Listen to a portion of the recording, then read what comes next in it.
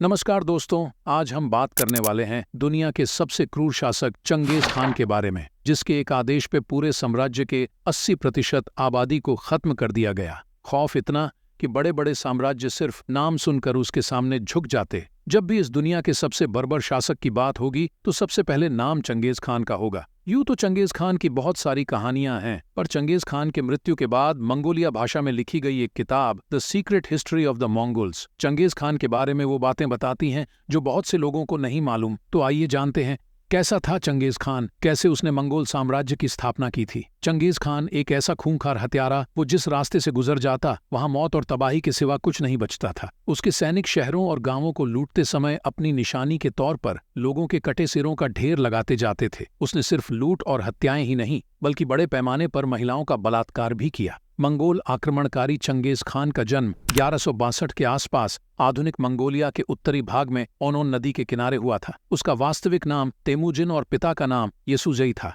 येसुजई अपने कबीले का सरदार था। चंगेज खान की दाईं हथेली पर पैदाइशी खूनी धब्बा था। उसके 3 सगे भाई, 1 सगी बहन और 2 सौतेले भाई थे। 12 वर्ष की आयु में चंगेज खान की शादी बोड़ते के साथ कर दी गई, जिसका शादी के कुछ दिन बाद ही अपहरण हो गया। अपनी पत्नी को छुड़ाने के लिए चंगेज खान को लड़ाइयां लड़नी पड़ी। वैसे तो जम्मू का चंगेज खान का दोस्त था, पर बाद में वो दुश्मन बन गया। कबीलों की लड़ाई में उसके पिता की जहर देके हत्या कर दी गई। बाद में चंगेज खान ने जमूका को हरा दिया और फिर शुरू हुआ उसके द्वारा सभी कबीलों को अपने अधीन करने का अभियान। मंगोलिया से लेकर यूरोप तथा एशिया के कई हिस्सों पर उसने आक्रमण किया और वहां अपना साम्राज्य स्थापित किया। उसके राज्य में आज का कोरिया, चीन, रूस, पूर्वी यूरोप, भारत के कुछ हिस्से, कंधार, पेशावर, कश्मीर पर शासन किया था। भारत सहित संपूर्ण रशिया, एशिया और अरब देश चंगेज खान के नाम से ही कांपते थे। चंगेज खान ने मंगोल कबीलों को एकजुट किया। परंपरा के विरुद्ध जाकर तेमुजिन ने रिश्तेदारों के बजाय सक्षम सहयोगियों को प्रमुख पदों पर बिठाया और दुश्मन के नेताओं को मार डाला, जबकि बचे सदस्यों को अपने कबीले में शामिल कर लिया। उसने आदेश दिया कि सभी लूटपाट करने वालों को पूरी जीत हासिल होने तक इंतजार करना चाहिए। रिश्तेदारों की परवाह किए बिना अपने योद्धाओं को 10 की इकाइयों में संगठित किया। हालांकि तेमुजिन एक जीववादी था। उनके अनुयायियों में ईसाई, मुस्लिम और बौद्ध शामिल थे। 1205 तक उसने अपने सबसे अच्छे दोस्त जमुका सहित सभी प्रतिद्वंद्वियों को हरा दिया। अगले वर्ष यानी 1206 में उसने क्षेत्र के हर हिस्से से एक बैठक बुलाई और आधुनिक मंगोलिया के आकार के समान एक राष्ट्र की स्थापना की, जिससे मंगोल साम्राज्य की स्थापना हुई। यह नाम पश्चिम में चंगेज खान के नाम से जाना जाने लगा। मंगोलों ने अगला हमला उत्तरी चीन के जिन राजवंश पर किया, जिसके शासक ने चंगेज खान की अधीनता मांगने की गलती की थी। 1211 से 1214 तक अधिक संख्या में मंगोलों ने ग्रामीण इलाकों को तबाह कर दिया और शरणार्थियों को शहरों में भेज दिया। भोजन की कमी एक समस्या बन गई और सेना ने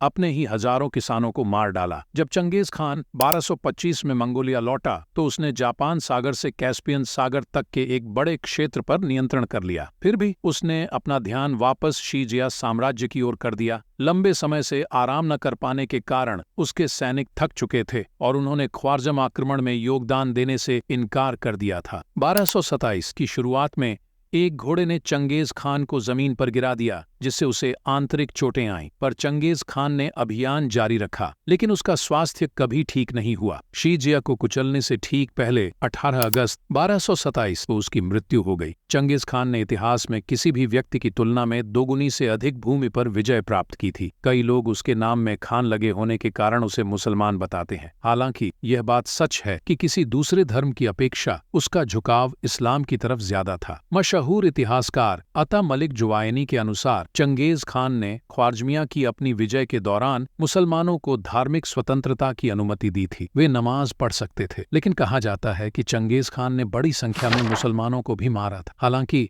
उसके अत्याचार का सबसे ज्यादा शिकार दूसरे धर्मों के लोग हुए। उसके पास इतना पैसा और जमीन थी कि वह अपने जीवन काल में भी न तो इसका उपयोग कर पाया और न ही कभी हिसाब किताब लगा सका। चंगेज खान पर लिखी एक प्रसिद्ध किताब के लेखक जैक वेदरफोर्ड का कहना है कि जीवन भर लूटकर सारी दुनिया से पैसा इकट्ठा करने वाले चंगेज खान ने कभी खुद या अपने परिवार पर एक भी रुपया खर्च नहीं किया। मरने के बाद उसे साधारण तरीके से दफनाया गया था। The American journal human genetics से पता चला चंगेज खान का डीएनए लगभग 1.6 करोड़ पुरुषों में मौजूद है। इस शोध के आधार पर बताया गया कि दुनिया में लगभग 1,60,00,000 पुरुष यानी दुनिया के पुरुषों की कुल संख्या का 0.5% हिस्सा चंगेज खान के खानदान से संबंधित है। इसका मतलब कि दुनिया भर में 200 में से लगभग एक पुरुष चंगेज खान का वंशज है। ये लोग रूस, चीन और पाकिस्तान के कई हिस्सों में रहते हैं। आई नो तुमको मजा आया होगा, तो सब्सक्राइब कर लेना। बाय।